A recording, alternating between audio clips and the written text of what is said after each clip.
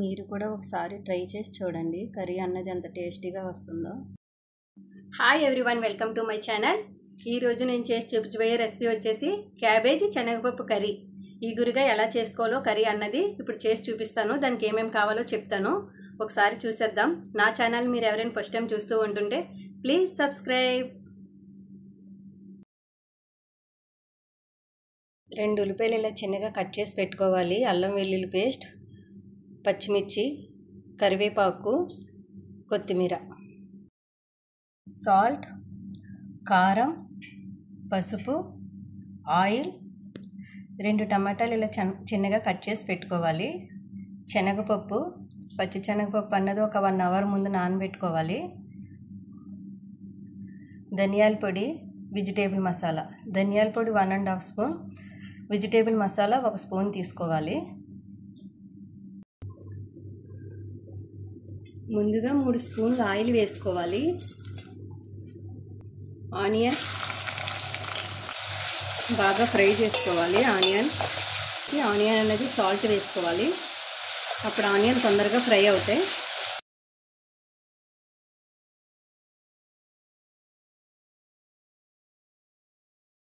ఇప్పుడు ఆనియన్ బాగా ఫ్రై అయిపోయింది. ఇందులో అల్లం వెల్లుల్లి పేస్ట్ వేసుకోవాలి.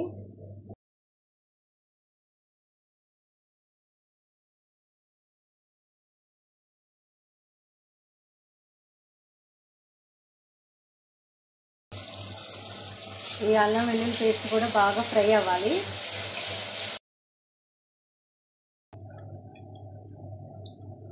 అల్లం వెల్లుల్లి పేస్ట్ బాగా ఫ్రై అయింది. ఇప్పుడు ఇందులో కరివేపాకు, పచ్చిమిర్చి వేసుకోవాలి. వేసుకొని బాగా ఫ్రై చేయాలి. వీటిని మొత్తం అంతా బ్రౌన్ కలర్ వచ్చే వరకు ఫ్రై చేసుకోవాలి. ఇప్పుడు ఇదంతా మొత్తం ఫ్రై అయింది కదా, ఇందులో క్యాబేజ్ వేసుకోవాలి.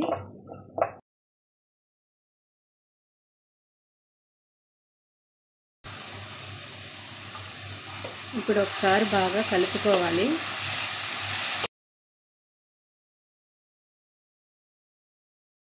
ఇప్పుడు ఇందులో 1/2 టీ స్పూన్ పసుపు, 1.5 స్పూన్ సాల్ట్ వేసి బాగా కలపాలి.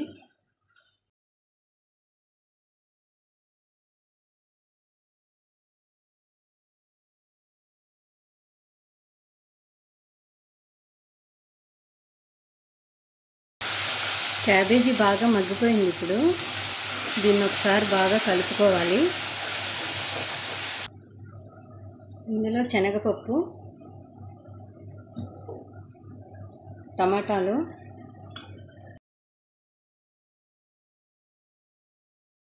వేసుకొని ఇవన్నీ ఒకసారి బాగా కలిసేలా కలుపుకోవాలి మొత్తం.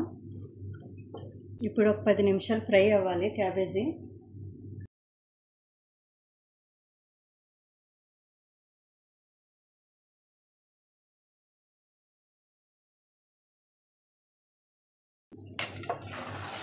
ఇప్పుడు క్యాబేజీ అన్నది బాగా మగ్గిపోయింది. శనగపప్పు కూడా కొంచెం ఉడికింది.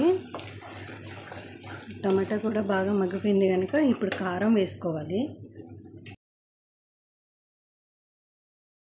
ముందుగా ధనియాల పొడి, వెజిటేబుల్ మసాలా పౌడర్ వేసుకోవాలి. వేసుకొని ఒకసారి బాగా కలపాలి.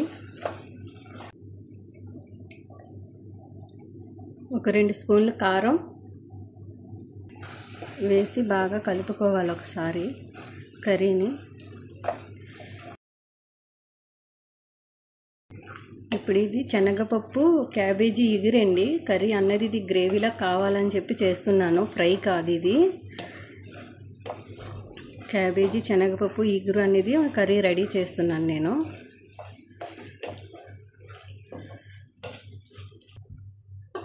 ఒక 5 నిమిషాలు ఉడకాలి.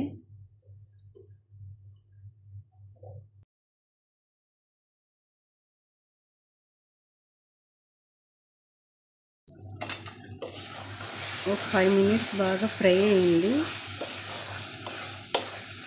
ఇది ఒకసారి బాగా కలుపుకొని ఇందులో కొంచెం వాటర్ వేసుకోవాలి. ఇప్పుడు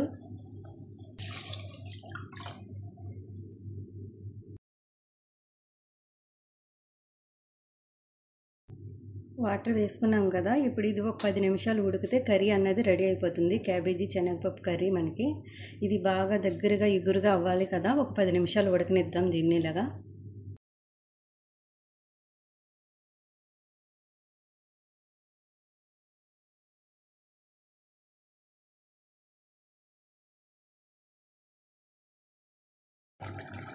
క్యాబేజీ శనగపప్పు ఇగురు కర్రీ మనకి రెడీ అయిపోయింది. ఇప్పుడు కొంచెం కొత్తిమీర వేసుకోవాలి.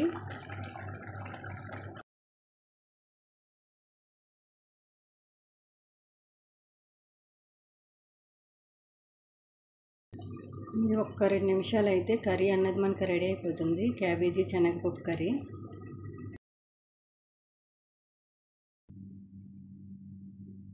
చూసారుగా ఫ్రెండ్స్, మనకి క్యాబేజీ శనగపప్పు కర్రీ అన్నది ఎంత బాగా రెడీ అయిందో. దీన్ని వేడి వేడి అన్నంలో వేసుకొని తింటే భలే ఉంటుంది. ఇది చపాతీలోకి పరోటాలోకి కూడా మనం ఈ కర్రీ అన్నది వేసుకోవచ్చు. ఈ కర్రీ అన్నది మీరు ఒకసారి ట్రై చేసి చూడండి, ఎంత టేస్ట్గా ఎంత బాగుంటుందో. మీ ఇంట్లో వాళ్ళు కూడా ఎలా చేసావు ఏంటి ఎంత బాగుంది క్యాబేజీ కర్రీ అంటారు. క్యాబేజీ తినని వాళ్ళు కూడా ఇలా చేసి పెడితే ఖచ్చితంగా తింటారు ఈ కర్రీ అన్నది.